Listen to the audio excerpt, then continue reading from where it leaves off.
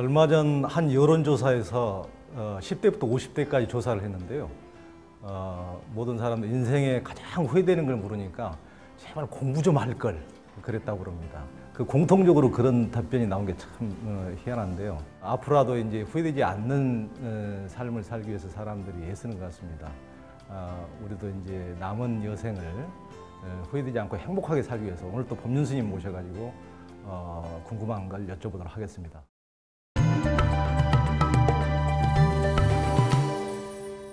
궁금한 얘기들을 많이 가지고 나왔는데요. 제가 50이 넘었거든요. 지금 철도 안 들었는데 벌써부터 지금 50이라니 정말 저도 깜짝깜짝 놀라는데요. 그러니까 사람들이 나이값을 하라 그럴 때 제가 제일 답답합니다. 벌써부터 나이값을 하고 살아야 되나. 그런데 어떻게 보면 지금 이제 100세 시대라고 그러니까 100세 시대면 아직도 청춘이고 아직도 남은 세월이 많은데 이제 나이값을 하라면서 어떻게 보면은 제 스스로 어떤 한계를 사람들이 딱 이렇게 정해버리는 것 같고 너는 이미 나이가 들었으니까 더 이상 할 수 없다 이렇게 얘기하는 것도 같고 그 나이값을 하라는 것을 지금 요즘 시대는 어떻게 받아들여야 되겠습니까? 옛날에는 사람이 60을 사는 걸 기준으로 했거든요. 60을 사는데 기준으로 해서 40이면 3분의 1을 살았지 않습니까? 그 정도 살았으면 입지를 해야 된다. 자기 중심이 잡혀야 된다. 이런 얘기니까 요즘 한 80 산다고 치면 55세나 이렇게 해서 입지를 해도 괜찮겠습니까? 예. 옛날에는 배우는 기간이 보통 한 15세, 길에 18세 배우는 기간이 이러거든요. 성인이 되는 것이 아주 수렵시대는 12살, 농경시대는 15살, 그 이후에 길에 18살, 지금은 20살이지 않습니까?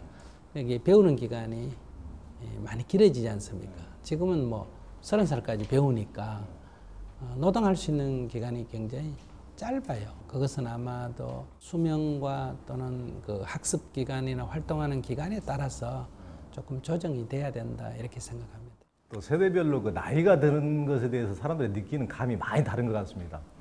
이제 어떤 분들은 뭐 20대는 뭐 40km, 시속 40km로 달리는데 30대 되면 3, 3은 9, 90km, 뭐 이제 50대 되면 5, 25, 그때 되면 이제 KTX 속도 아닙니까? 뭐 70대 되면 77에 49, 490km로 달리고, 뭐 이제 한 80대 되면 640km, 뭐 100세 되면 이제 그 만 킬로 마하로 이제 이렇게 달린다. 그러니까 사람들이 느끼는 이렇게 감이 왜 이렇게 달라질까요? 어릴 때는 아무래도 어른이 되고 싶지 않습니까? 그러니까 우리가 뭔가를 이렇게 기다리지 않습니까? 기다리니까 시간이 빨리 안 가는 거죠. 그 다음에 이제 40고비를 넘어서면 자연적 이제 초조해지니까 시간이 빨리 가는 것처럼 느껴지지 않겠나. 그리고 어릴 때는 아직 별 할 일이 없으니까 또 인생이 조금 지루할 수도 있고 나이 들면 여러 가지 할 일이 많으니까 또 더 빨리 감을 느낄 수도 있겠고 그래서 객관적인 시간은 동일하지만은 주관적인 시간은 차이가 날 수밖에 없다. 우리가 예를 들어서 인생이 굉장히 괴로우면 시간이 길어진다는 거 아세요? 하루가 여삼추 같다 이러잖아요. 그러니까 하루가 가을이 3번 지난다는 뜻이니까 하루가 3년 같다 이런 얘기거든요. 또 되게 이렇게 즐거우면 뭐 10년을 하루같이 보냈다 이래 말하지 않습니까? 그러니까 어쩌면 좀 공평해요. 우리가 굉장히 괴롭고 힘들면 그건 단점이긴 하지만 시간이 굉장히 길어져요. 그래서 우리가 고난을 겪을 때 많은 경험을 쌓는 이유는 시간이 엄청나게 길어져 버리기 때문에 이 짧은 고난의 시기가 이렇게 즐거운 긴 시간보다 인생의 경험이 훨씬 더 많이 쌓이게 되거든요. 그래서 즐거운 게 꼭 좋은 것만은 아닌 것 같아요. 시간 낭비가 심하다는 거죠. 스님 말씀 들으니까 군대 간 사람들하고 감옥 죄수들 마지막 날 셀 때 그게 생각이 나는데요.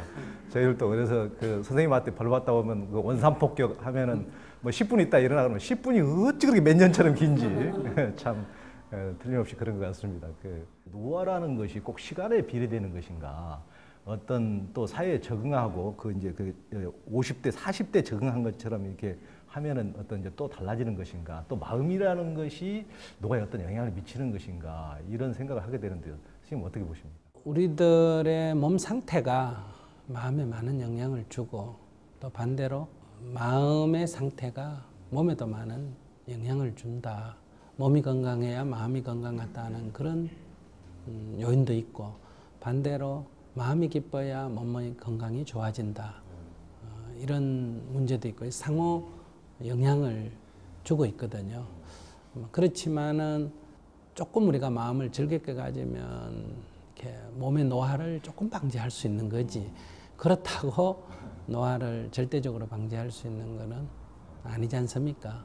그러나 부분적으로는 영향을 주는 거는 제 경험에서도 확실한 것 같아요. 마음을 가볍게 가지고 즐겁게 가지고 의욕을 가지고 할 때는 이렇게 몸도 이렇게 조금 힘들어도 잘 따라주는데, 이렇게 마음이 우울하거나 낙담을 하거나 절망을 하거나 이러면 몸 자체도 아파지고 깔아지고 이런 것 같아요. 그래서 이렇게 몸이 늙는다고 요즘 보면 이렇게 피부를 이렇게 탱탱하게 하는 주사를 놓는다든지 또 주름살 제거 수술을 받는다든지 화장을 한다든지 이런 방식으로 젊음을 유지하는 것은 오히려 한계가 있다. 그보다는 훨씬 더 좋은 그 젊어지는 비법은 항상 이렇게 가벼운 마음으로 뭐든지 하려고 하는. 근데 이제 과욕은 좋은 건 아니에요. 나이 들어서. 그런데 우리 달마대사 얼굴 보면 사실 못생겼잖아요. 근데 달마대사를 우리가 다 집에다가 이렇게 그림을 모시는 거는 그 마음의 상태가 밝기 때문에 그 못생긴 게 어떤 나쁜 에너지로 다가오는 게 아니라 좋은 에너지로 다가오거든요. 그렇지 않은 수술해서 골상을 바꾸는 방식보다는 마음을 이렇게 가볍고 즐겁게 가졌을 때 그 사람에서 풍기는 그 좋은 기운, 이게 저는 오히려 미인이 되고 미남이 되는 길이 아닌가 이렇게 생각합니다. 스님 말씀은 제가 증명을 합니다. 스님이 원래 제가 처음 뵀을 때 12년 전에는 뻐드렁니밖에 안 보였거든요. 그러니까 우수나 인상을 쓰시나 뻐드렁니밖에 안 보였는데 지금 얼마나 인상이 좋으세요. 제가 보증합니다. 근데 그때 그게 매력 포인트였는데 상당히 그 매력 포인트가 지금 많이 없어졌어요. 중고등학교 친구들 이렇게 한 3, 40년 헤어졌다가 요즘 이제 알고 찾아올 때 TV에 나가는 걸 보고 긴가민가 하다가 이빨 딱 보고 맞다 이렇게 해서 찾아오는 경우가 들어 있어요. 어떻게 알아봤니 하니까 긴가민가 하다가 이빨을 딱 보고 맞구나 이렇게 해서 저를 상징하는 징표이기 때문에 고칠 이유가 없어요. 이제 보니까 스님이 크게 웃으실 때는 아직도 보이네요. 예, 굉장히 좀 충격적인 얘기를 들었는데요. 그 대학 교수님이 자기 친구가 자살한 얘기를 하더라고요. 자기 친구가 이제 직장도 이제 그만두고 부인이 음식점을 하는데 부산에서 어차피 거기도 이제 사람을 쓰고 해야 되니까 내가 하겠다 그랬는데 그 부인이 창피하다고 아예 내치고 하니까 그 식당에서조차 일을 못하고 맨날 밖으로만 돌고 그러다가 또 아들이 이제 서울에서 명문대학교를 다니는데 아들이 와도 엄마하고만 둘이 속닥속닥 하고 뭐 좀 가서 얘기 좀 들으려 그러면 당신은 몰라도 돼. 이렇게 하더라는 거예요. 그러더만은 근데 이제 그 친구가 힘들고 그러니까 친구인 자기한테도 가끔 연락이 오는데 자기도조차도 그 아무것도 안 하는 그 친구가 좀 부담스럽게 얘기더라는 거예요. 근데 결국 이제 며칠 전에 자살했다는 소식을 듣고 자기도 너무 충격을 받았고 자기도 약간 죄의식을 느낀다고 가장들이 인생 헛살았다고 생각하시는 분들이 너무 많은 것 같아요. 그분들 어찌해야 됩니까? 그 남자들이 여자들보다 한 10년 정도 수명이 평균 수명이 짧잖아요. 또는 7, 8년 정도. 짧은 거는 첫째 젊을 때 남자들이 몸을 조금 과로한다는 거죠. 그러니까 조심 안 하고. 그게 첫째 있고 두 번째 이렇게 젊었을 때 주로 목에 힘주고 권위주의적으로 살아가기 때문에 돈을 갖고 권위를 삼든지 직위를 갖고 권위를 삼든지 그러다가 직위가 떨어지고 돈도 약해지고 이러면 자기를 잃어버린 같은 심리적 현상이 일어나요. 특히 그 공무원 중에도 권력에 관계되는 분들은 거기 있을 때 늘 목에 힘주고 척 얘기하고 이러지 않습니까? 직장이 딱 떨어지면 아무도 찾아오는 사람이 없고 봐주는 사람도 없고 어디를 가도 앞자리에 앉고 주위에 시선을 집중시키다가 그랬을 때 자기 존재감이 없어지는 거죠. 또 집에서도 돈을 벌어 올 때는 뭐 좀 커피 타오라, 뭐 신문 가져오라 이렇게 큰 소리도 좀 치고 해도 돈 벌어 오니까 그래도 다 이렇게 해주는데, 이제 은퇴하고 돈도 안 벌면서 그 버릇을 못 버리잖아요. 그랬을 때 이제 부인이 당신은 손도 없나 발도 없나 뭐 왜 그것도 못하나, 이제 이렇게 됐을 때 심리적으로는 남으로부터 이렇게 좀 버림받는 것 같은 거는 그래도 견딜 수 있는데, 가장 가까이 있는 자기 부인으로부터도 자기 돈 못 번다고 무시당한다, 이런 것들이 이제 굉장한 일종의 자괴감이라 그럴까, 쓸모없는 인간 같은, 세상에 버림을 받는 것 같은 이런 현상이 일어나서 그 늙는 게 굉장히 빠른 속도로 늙고 또 명도 짧아지고, 또 거기다가 이제 그런 걸 이기려고 또 술을 또 과음하게 되고 이러면 이제 명이 짧아지는데, 뭐 자녀분들이 어머니하고는 얘기를 많이 하고 아버지하고 얘기 적은 것도 뭐 아버지가 살아온 삶의 모습에서 오는 거예요. 우리가 보통 가정에서 보면 아버지가 늙고 아들이 찾아오면 아버지 방에 가서는 그냥 예의만 갖춰서 절만 꾸벅하고는 잠시 얘기하고는 나와가지고 어머니하고 이제 편하니까 그러니까 얘기를 한단 말이에요. 그러면 이제 아버지 입장에서는 좀 늙으면 이제 외롭고 하니 궁금하니까 가서 그 얘기하는 대로 들으려 그러면 가면 다 불편하니까 다 빠져나가 버린단 말이에요. 이것이 이제 소위 권위주의가 갖는 과보다 이렇게 볼 수 있죠. 그래서 이런 것을 극복을 하려면 돈 잘 벌 때, 지위가 있을 때, 그 지위로 돈으로 나를 안 삼아야 되거든요. 그 직장에서 업무할 때만 그 역할을 하고, 예를 들면 오후에 나가 식사하거나 뭐 술을 한잔 할 때는 전혀 이런 부안이 이런 관계 아닌 친구처럼 대한다면 이 사람이 지위가 떨어져도 친구니까 사람들이 나중에 찾아오고 이럴 텐데, 그 직위 때문에 이렇게 고개를 숙이는 사람들이니까 직위가 없으면 바로 없어지지 않습니까? 그것은 꼭 남에게뿐만 아니라 가정 안에서도 마찬가지라는 거죠. 그런 면에서 젊을 때 남자들이 뻐긴 것이 좋은 점일지 모르지만 늙으면 과보를 받게 된다. 남자들은 높은 지위에 있다가 내려와서는 수의를 한다든지 뭐 청소를 한다 이런 걸 하기가 어려워요. 자괴감이 드니까. 그래서 이게 잘 안 하려고 그러죠. 그러면 여성들은, 예를 들면 주부들은 자기가 어떤 부유하게 살든지 해도 자기가 지위를 갖고 있은 건 아니잖아요. 그러니까 어려우면 어디 가서 파출부를 하든 뭐 청소를 하든 이렇게 일을 할 수 있고, 또 남편이 죽은 소위 할머니는 그래도 70이 넘고 80이 돼도 손자도 봐주고 설거지라도 할 수 있고 집이라도 지켜줄 수 있잖아요. 밥을 오히려 아들에게 체를 줄 수 있는데, 만약에 어머니가 돌아가시고 아버지가 늙어 있으면 이거 다 방 청소도 해도 드려야 되고 전부 해줘야 되지 않습니까? 그러니까 이게 모시기가 아마도 불편하죠. 아무리 우리가 부모 자식이라 하더라도 다 인간이라는 것은 일정한 이해관계가 있게 마련인데, 그런 면에서 남자들이 한 10년 먼저 죽는 거는 남자를 위해서 굉장히 좋은 일일 거예요. 이게 더 오래 살면 사실 천덕꾸러기가 되기가 쉽거든요. 그런 면에서 우리가 권위주의로 사는 게 결코 자기를 위해서 좋은 게 아니다. 남에게도 상처를 주지만 자기를 위해서 좋은 거 아니라는 거죠. 예를 들면 우리가 뭐 인물이 잘났다. 그래서 인물로 그 사람을 참 다 좋아했다 할 때, 보통 생긴 사람하고 잘생긴 사람하고 늙으면 누가 더 자기 늙음에 대해서 충격이 클까요?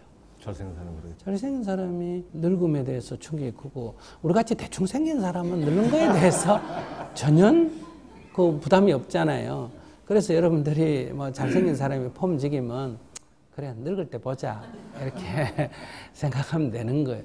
그래서 제가 말씀드리는 거는 좋은 게 꼭 좋은 게 아니다. 지위가 있을 땐 직위를 자기로 삼으면 안 된다는 거예요. 그거는 임시적으로 주어졌을 뿐이지 그 역할을 할 뿐이지 그걸 자기인 것처럼 착각했을 때 이런 공허감이 뒤따르는 거 아닌가. 그 다음에 이제 부인 되시거나 자식이나는 사실은 정년퇴직하고 집에 있을 때 직장 다닐 때보다 더 어때요? 오히려 격려해주고 존중해줘야 돼요. 그 이유는 자기가 직장 다닐 때는 막 싸워도 자기가 힘이 있으니까 아직 이렇게 버티는데 이 직장도 떨어지고 집에 와서 약간 눈치 보는 데다가 구박을 하면 이 심리적인 타격이 굉장히 크거든요. 아이고 20년 30년 참 당신 수고했어. 정말 우리 먹여 살린다 고생 많이 했어. 그러니까 한 3년은 아무것도 아니고 막 푹 쉬십시오. 그냥 등산이나 다니고 그러시라고. 이렇게 좀 격려를 해줘야 이렇게 푸시를 안 받는 상태 하에서 이렇게 자기 나름대로 할 일을 찾아서 할 수가 있는데 구박을 받으면 심리가 어떠냐. 뻔때를 보여주겠다는 생각이 들거든요. 나를 무시해. 내가 아직 괜찮다. 이러가 이제 나가니까 이게 사기당하기가 굉장히 쉬운 거예요. 퇴직한 사람들이 돈을 날리는 이유가 그런 이제 그 때문에 일어나는 현상이거든요. 그래서 여기에 대해서는 본인이 자기 삶을 행복하게 살기 위해서도 조절해야 되지만은 주위에서도 그런 심리 현상을 잘 이해하고 배려해주고 도와주면 저는 훨씬 더 건강하게 오히려 화목하게 살 수 있지 않나 이렇게 생각합니다. 문제는 또 남자들뿐만 아니고 여자들도 보통 이제 가정주부들을 이렇게 살아오다 보면은 내 존재감이 없고 나는 뭐 하고 살았느냐 그러면서 뭐 우울증에 걸리기도 하고 그런 이제 남자만이 아니고 여자분들도 그런 분들이 많지 않습니까? 요즘 그걸 갖다가 갱년기 장애라 그러지 않습니까? 근데 그 갱년기 장애라는 거는 신체에서도 오지만은 절반은 신체에서 오고 절반은 정신적인 데서 옵니다. 한 38에 결혼해가지고 애 낳아가지고 키운다고 정신없으면 50 넘어갈 때까지 갱년기 장애 이런 게 없어요. 근데 이제 27, 8에 이렇게 결혼해가지고 애들이 중고등학교 들어가면 아이들이 이제 사춘기가 되면 남자애들은 특히 엄마를 좀 거리를 두려고 그래요. 그러면 엄마라도 자기 자식이라도 그걸 배려를 하면서 조절을 해야 되는데 늘 어린애 취급을 자꾸 한단 말이에요. 자기는 지금 밖에 나가면 어른 흉내를 내려고 하는데 엄마만 만나면 그냥 애 취급을 해버리니까 그래서 같이 안 있으려고 그래요. 공부한다고 나가고 남편은 또 늘 직장생활 바빠가 나가고 하니까 늘 바쁘던 사람이 어느 날 아이들 학교 가고 남편 출근해버리면 오후까지 멍해지는 거죠. 거울을 보면 벌써 흰머리가 한둘 생기고 얼굴에 주름살이 생기고 이러지 않습니까? 나도 나가서 뭘 한번 해보려고 맘내기에는 좀 너무 오랜 시간이 지나가 자신감이 결여돼 있고 그렇다고 집안에 무슨 특별한 일도 없는 상태고 이럴 때 춤바람이 난다든지 학부형 회의에서 치맛바람이 난다든지 이런 현상을 나쁘게 생각하는데 근데 그 공허함을 비집고 들어오는 거거든요. 그래서 이런 문제에 대해서는 좀 사회적인 재교육이라 그럴까? 그래서 이 봉사가 굉장히 좋은 거예요. 돈을 안 벌 뿐이지 어떤 자기 일거리가 있어가 자기의 삶이 세상을 위해서 마치 아이나 남편을 위해서 쓰이듯이 이렇게 아주 의미 있게 쓰인다고 할 때 내부에 자기의 그 꿈이 다른 방향으로 실현이 되거든요. 아줌마가 나라의 기둥이다 뭐 이런 말도 있잖아요. 그죠?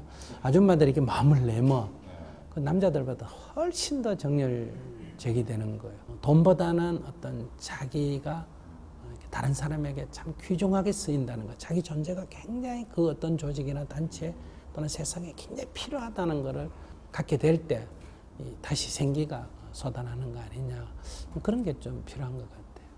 예전에는 우리가 이제 너무 어려운 시대에 뭐 보릿고개도 겪고 생존을 위해서 살다 보니까 정말 고민할 틈도 없고 이렇게 하는데 생존을 위한 시대가 넘어가고 조금 여유가 생기니까 우울증이니 정신적인 문제니 이런 것들이 훨씬 많이 생기지 않습니까? 그래서 정말 스님 말씀대로 이제 봉사라든가 이런 쪽으로라도 그런 좀 여유 있으신 분들이 사회에 긍정적인 곳으로 나와줘서 이렇게 해주면은 정말 본인도 좋고 사회도 얼마나 좋을까 그런 생각이 많이 드는데요. 예전과 달리 좀 여유 있으면서 생기는 그런 정신적인 문제가 훨씬 더 지금 많아지지 않습니까? 굉장히 그래서 굉장히 심각한 정도인데 그런 현상들은 어떻게 보십니까?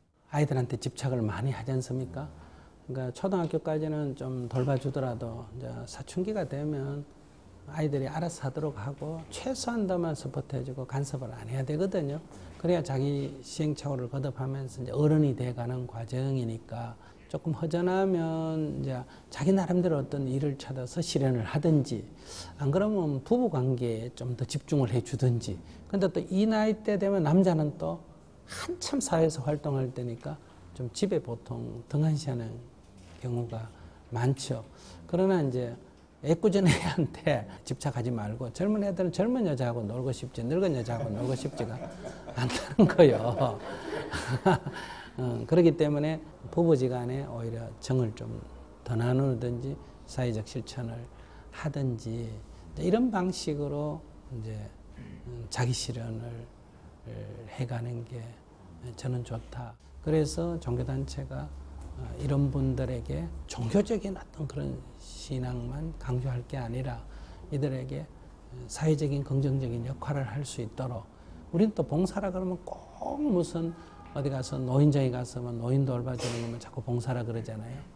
어떤 환경실천 운동을 한다든지 많은 부분이 우리 사회에 있지 않습니까? 그러니까 그런 문제에서 그분들이 자기의 보람을 가지고 활동할 수 있는 길을 많이 열어주는 게 좋아요.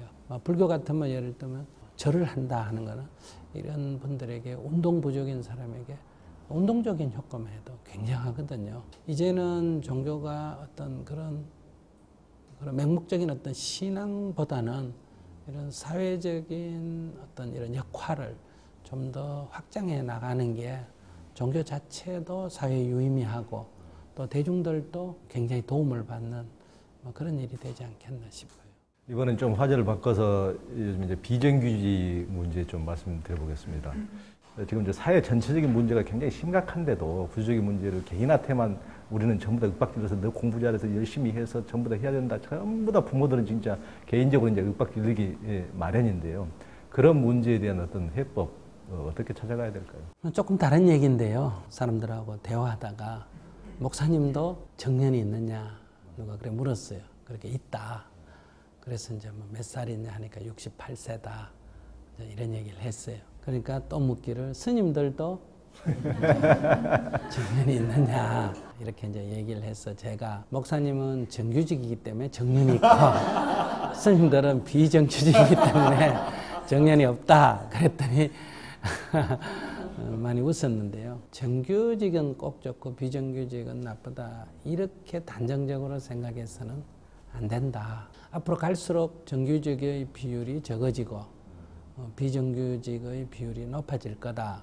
그것은 하나의 사회 현상이라고 봐야 됩니다. 사회가 잘못돼서 꼭 그런 건 아니에요. 정규직이 좋은 것 같지만은 다른 측면에서 보면 한 사람이 어떤 직장에 평생 매여서 어떤 면에서 옛날에 그 종은 양반집이 정규직 아닙니까? 그러니까 농노는 정규직이고 자유시에 사는 노동자는 비정규직이란 말이에요. 그래서 정규직이 꼭 좋다 이렇게 생각하는 것은 너무 물질주의적인 견해다. 요즘은 젊은이들도 뭐 정규직을 원하는데 정규직이 안 됐어도 문제지만은 개인적으로 만약 내가 세속 생활을 한다 해도 저는 비정규직을 선택할 것 같아요. 그 이유는 회사도 뭐 내보내고 이걸 자유롭지만 나도 여러 가지 내 하고 싶은 대로 돈보다는 내 취향과 의미 있는 쪽으로 자유롭게 선택하는 게 낫지 않느냐. 그런 데서 저는 이 문제를 너무 경제에만 초점을 맞추고 본다. 그런 데서 조금 비정규직이 다 정규직 돼야 된다는 데 너무 초점을 맞추면 해결책도 없고 수많은 비정규직 사람이 늘 열등의식 속에 살아야 된다. 목사님들의 정규직보다는 승려의 비정규직이 조금 공공하더라도 저는 훨씬 낫다. 이렇게 생각하는 사람이니까요. 회사 입장에서 볼 때는 자기가 일정한 회사를 유지하는 데 필요한 노동자가 100명이 필요하다. 그런데 가끔 이게 일이 잘 될 때는 한 30명 더 필요하고 안 될 때는 다시 100명이 필요하다. 그럴 때일 때 어떤 미니멈을 가지고 어때요? 정규직으로 잡고 비정규직은 적절할 때 받았다가 나가기도 하고 임시직이 필요한 거예요. 우리도 또 내가 돈이 좀 필요한데 1년, 1년, 6개월, 6개월 가서 돈 좀 벌어서 필요한 돈을 채우는 이런 임시직이 필요하거든요. 그런데 지금 비정규직의 문제는 이런 성격의 비정규직이나 임시직이 아니고 똑같이 일하고 월급을 절반밖에 안 준다는 거예요. 신분도 부안정한 데다 뭐도 인건비도 절반밖에 안 주니까 이건 확실한 부당한 대우에 해당이 된다는 거죠. 이건 개선이 돼야 되는 거예요. 비정규직 또는 임시직이 정규직보다 시간당 또는 일당으로 계산할 때는 월급을 더 받아야 되는 거예요. 그래야 전체가 균형이 잡히는 거예요. 이것은 다른 나라에도 대부분 이렇게 돼 있습니다. 우리 사회가 좀 잡 쉐어링도 하고 월급 쉐어링도 하고 좀 나누면은 좀 문제가 이렇게까지 되진 않을 텐데 너무나 한쪽에 치우친 또 같은 공장 안에서 근무하더라도 정규직과 똑같은 일을 하는데 정규직이 되면은 연봉이 1억이 되고 어떤 근로자는 너무나 형편없고 그런 데서 이제 문제가 많이 생기지 않습니까? 그러니까 동일한 직종에 동일한 노동을 할 때는 임금 차이가 많이 안 나야 되는 게 정상이죠. 사회적으로 그 부분을 개선이 안 될 때 이제 결국은 조세 정책하고 재정 정책으로 조정을 할 수밖에 없지 않습니까?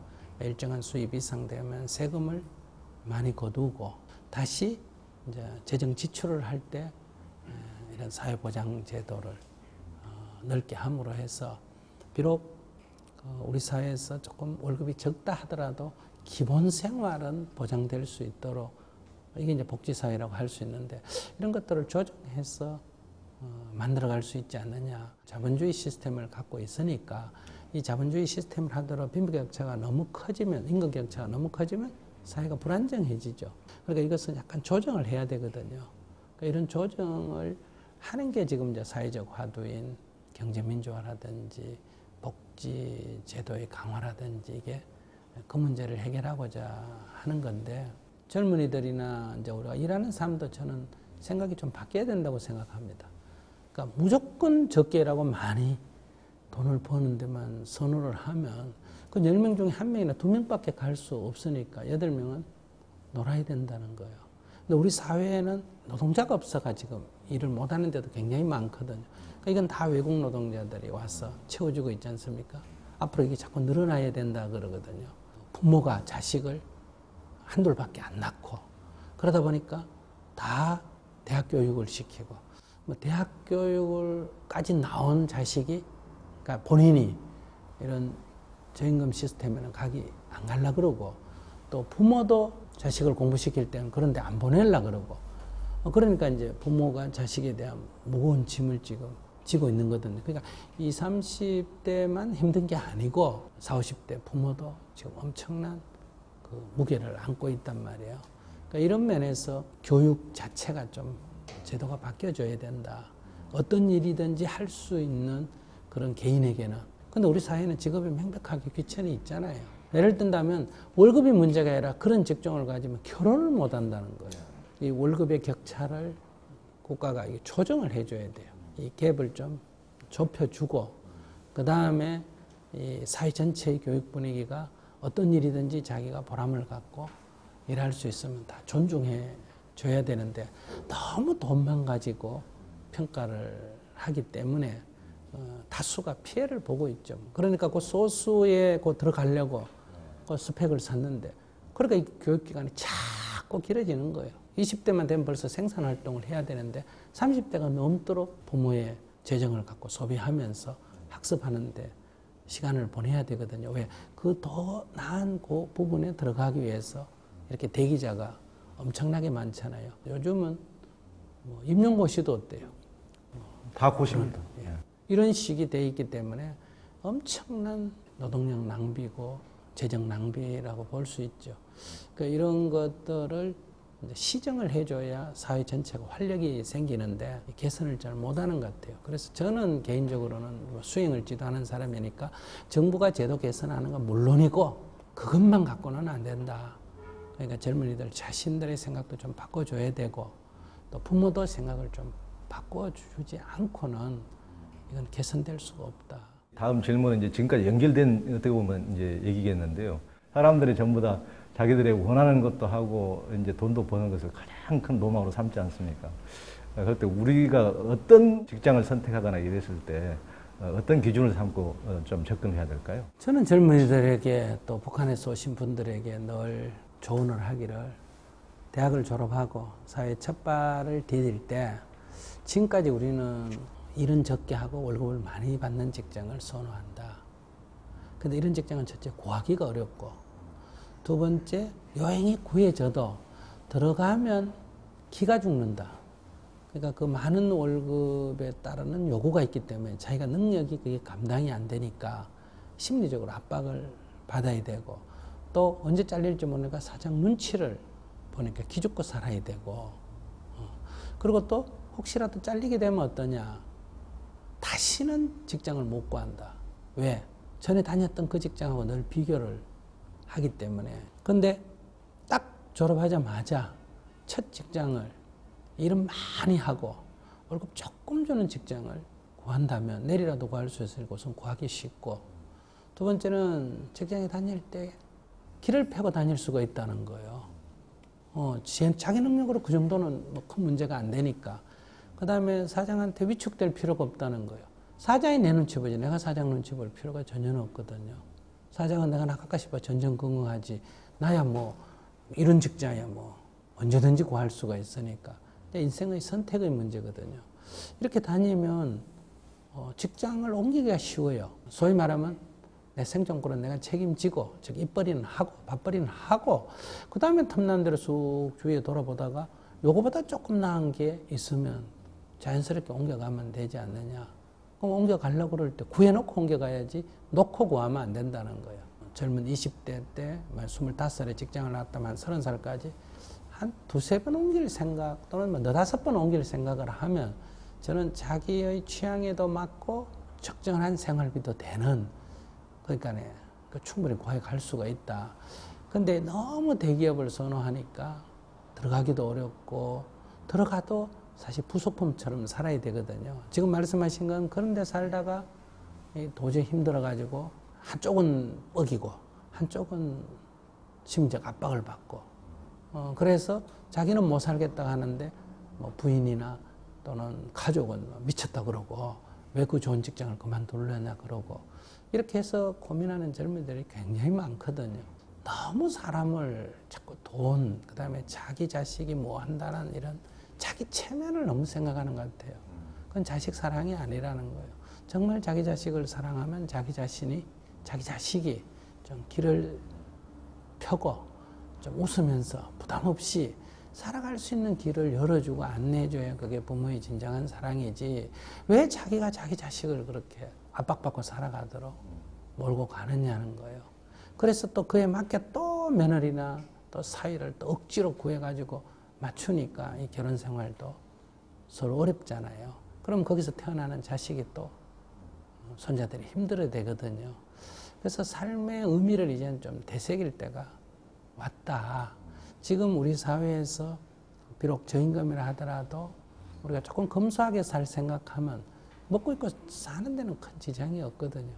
그래서 좀 검소하게 사는 쪽으로 이렇게 생각만 바꿔주면 사실은 살 수 있는 길은 얼마든지 있다는 거죠. 개인들도 생각이 좀 바뀌어줘야 된다. 우리가 사회를 이끌어가는 사람은 이런 격차를 줄여주고 모든 사람을 평등하게 대하는 제도를 만들어가는 것도 필요하고, 개인은 어떤 상황에든 자기의 삶을 자기가 온전하게 관리해가는 게 필요하다. 뭐든지 할 수 있는 인간이 되면 어떠냐. 우선 아무데나 가서 할 수 있단 말이에요. 뭐 돈 주는데 못할 이유가 뭐가 있어요. 그러니까 일단 직장을 먼저 구하고, 거기서 이제 저희가 조금씩 옮겨가면서 경험을 쌓아가면서 옮겨가면서 이렇게 진출을 해나가면 되니까, 우리 사회에 일자리는 있는데 그것을 할 수 있는 마음이 지금 안 나거든요. 그러니까 그것을 이제 기대 수준을 좀 낮춤으로 해서 사회와 좀 쉽게 접근할 수 있고, 접근하면서 거기서 경험을 쌓아가면서 다시 한 단계 한 단계 조정해 나가면 되니까, 그런 두 가지 경로를 다 겸해줘야 된다.